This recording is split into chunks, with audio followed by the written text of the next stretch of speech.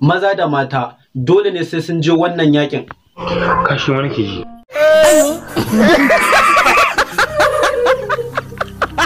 Inna lillahi wa inna ilaihi raji'un. La ilaha illallah.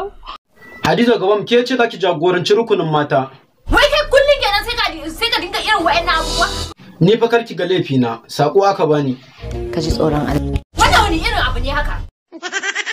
Musa mai sana'a ne mataimakinki. Dan Allah ka rafa min asiri. Ni fa babu abin da zan iya yi maka, yakin nan ya zama dole ka yi shi. Sannan kuma ya ce maza za a ba su bindiga AK-47.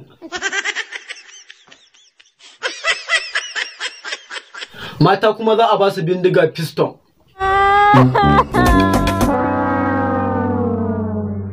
Kuma ya ce duk wanda aka kashe shi a wajen yakin za a ba iyalan shi buhun shinkafa guda ɗaya. Haba, ko a zamanin mulkin mallaka ai ba haka ba.